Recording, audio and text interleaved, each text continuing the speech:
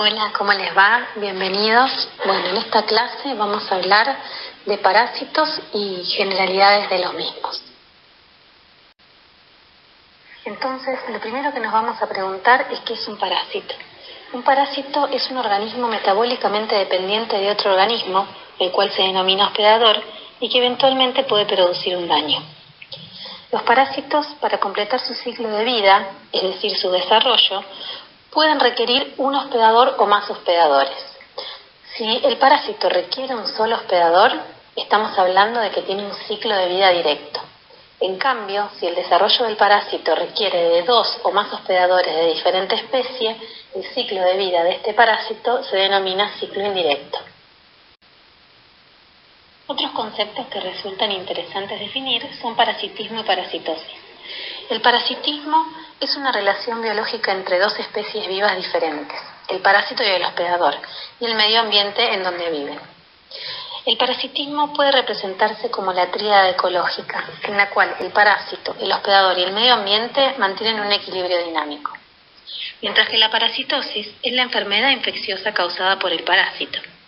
La parasitosis puede representarse como una tétrada ecológica, donde además del parásito, el hospedador y el ambiente, entran en juego factores concausales, es decir, condiciones que provocan un desequilibrio en esa relación biológica y que permiten la generación de daño sobre el hospedador.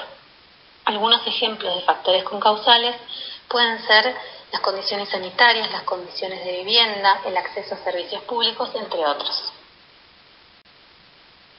En esta diapositiva podemos observar un cuadro que representa la clasificación con la que vamos a estudiar a los parásitos a lo largo de la cursada.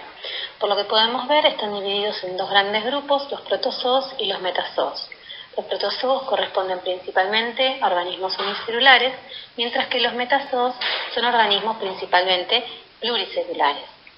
En las diapositivas siguientes lo que vamos a ver son las características de estos grupos y los subgrupos. Como dijimos, los protozoos, que pertenecen al reino protista, son seres vivos microscópicos eucariotas. ¿Qué significa esto? Que son organismos que tienen un núcleo verdadero, envuelto por una membrana y un ADN organizado, y son principalmente unicelulares, aunque dentro de este reino podemos llegar a encontrar organismos pluricelulares simples que no forman tejidos. Además, poseen todos los tipos de nutrición, pero los que nosotros vamos a estudiar se nutren principalmente de forma heterótrofa, siendo tanto depredadores o detritívoros. Estos organismos requieren de lugares húmedos para vivir o directamente acuáticos, o también los podemos encontrar parasitando a otros seres vivos. La reproducción de los protozoos puede ser asexual, en los que están involucrados mecanismos que involucran mitosis, y también puede ser sexual, en la que están involucrados gametos o en la que hay intercambio de material genético. Como dijimos, los protozoos se pueden reproducir tanto por reproducción asexual como sexual. Dentro de los mecanismos de reproducción asexual podemos destacar la división o fisión binaria, en la que a partir de una célula madre, por división sucesiva del núcleo y del citoplasma, se generan 2 células hijas. La división o fisión múltiple, en la que a partir de una célula madre se generan varios núcleos, los cuales posteriormente se rodean de citoplasma y generan varias células hijas, y la endodiogenia, que corresponde a una gemación interna, donde por formación de un brote interno dentro de la célula madre se generan 2 células hijas. Por otro lado, dentro de la reproducción sexual podemos distinguir la conjugación, en la que 2 células se unen e intercambian material genético, y la singamia, en la que ocurre la fusión de gametos.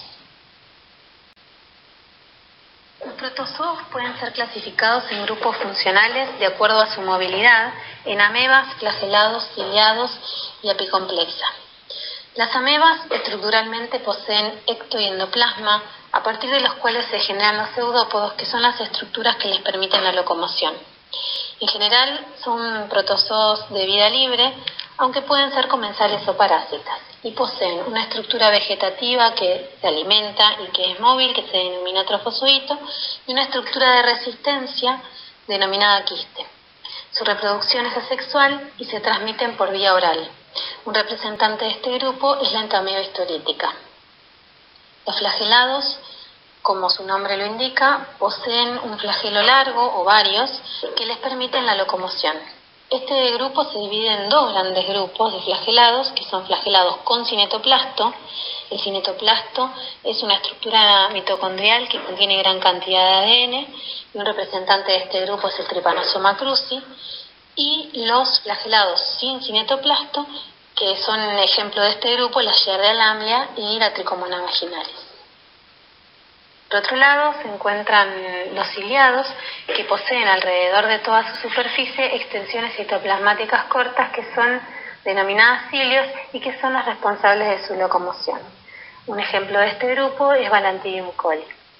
Y por último, tenemos el grupo de los apicomplexa, que es un grupo de protozoos que poseen un complejo apical que les permite invadir las células del hospedador. Son parásitos intracelulares con un ciclo de vida complejo que involucra 3 fases de reproducción, que son la esquizogonia y merogonia, la gamogonia y la esporogonia. Este tipo de protozoos carecen de estructuras móviles, como los flagelos, excepto en ciertas etapas de los gametos. Un ejemplo de este grupo son los parásitos del género Cryptosporidium.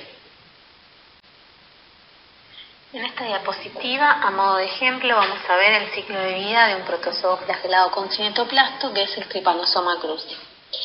El Trypanosoma cruzi es el agente causal del mal de Chagas-Mazza. Esta es una enfermedad transmitida por vectores. Y en nuestro país, el principal vector es el Triatoma infestans, que es conocido como vinchuca. Respecto al ciclo de vida de este parásito, podemos observar que el parásito ingresa en el humano cuando éste es picado por una vinchuca infectada, la cual en el mismo momento defeca liberando tripomastigotes metacíclicos que penetran por la herida de la picadura durante el rascado. Estos tripomastigotes penetran en las células de distintos tejidos y dentro de esas células se convierten en amastigotes, que es otra forma del parásito, que son estructuras parasitarias sin flagelo.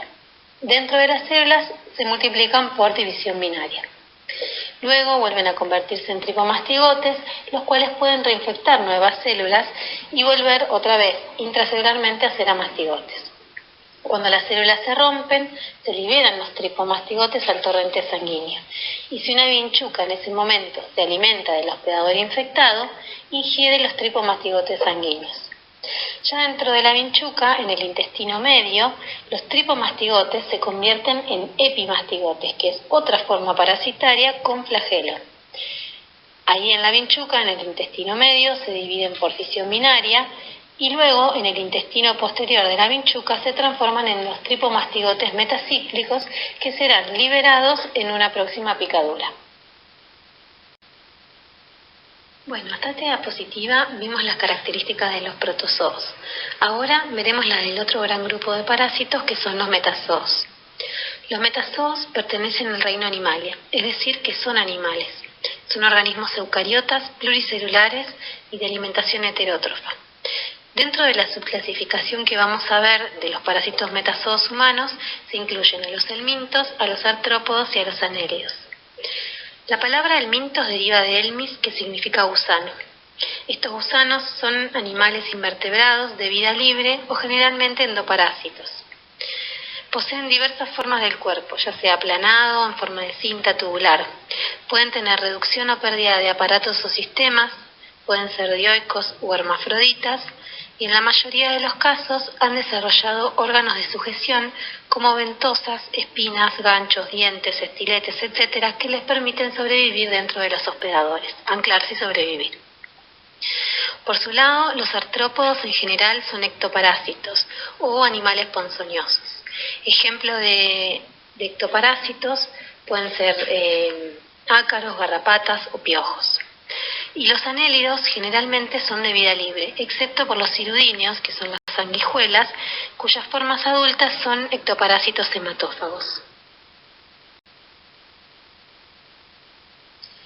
Dentro de los parásitos helmintos existen dos grupos principales de parásitos que vamos a ver durante la cursada. Ellos son los platelmintos y los nematodes.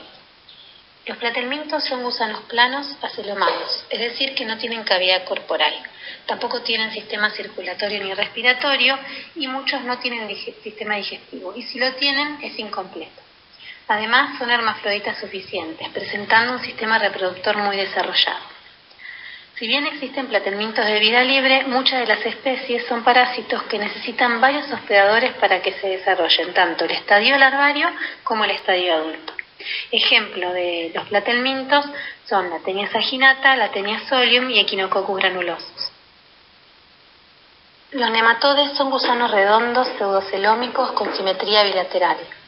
El cuerpo está cubierto por una cutícula formada por la hipodermis que se desprende durante las mudas o crisis. Estos gusanos poseen sistema digestivo completo, pero no tienen sistema circulatorio ni respiratorio. Por lo general son dioicos y muchos tienen dimorfismo sexual, es decir, que las hembras son diferentes a los machos. Algunos de estos parásitos humanos son causantes de enfermedades de transmisión alimentaria, como son triquinosis, filariasis, anisakiasis, etc.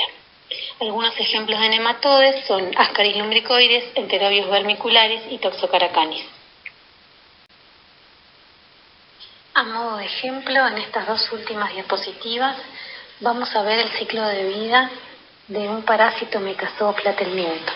Se trata de Echinococcus granulosus, quien es el agente causal de la hidatidosis. Este parásito cestode tiene un ciclo de vida indirecto, es decir, que requiere de más de un hospedador para completar su ciclo de vida. En esta diapositiva vemos a la izquierda el estadio larval conformado por un quiste hidatídico con protoescólices en su interior, que son las larvas propiamente dichas, y a la derecha vemos dos imágenes del parásito adulto de microscopía óptica, en el cual en una podemos identificar el escólex formado por las ventosas y la corona de ganchos, y en la otra imagen un probrótide grávido lleno de huevos. En esta diapositiva lo que vemos es, por un lado, una imagen de microscopio óptico donde se pueden observar las estructuras larvarias de Echinococcus granulosus, es decir, los protoescólices, y por otro lado el ciclo de vida del parásito. Este parásito, para completar su ciclo de vida, requiere de un hospedador definitivo, que es el perro u otro cánido, en donde se encuentra alojado el parásito adulto, y un hospedador intermediario, que pueden ser herbívoros como ganado bovino o accidentalmente el hombre, donde se desarrolla el estadio larvario o quiste hidatídico.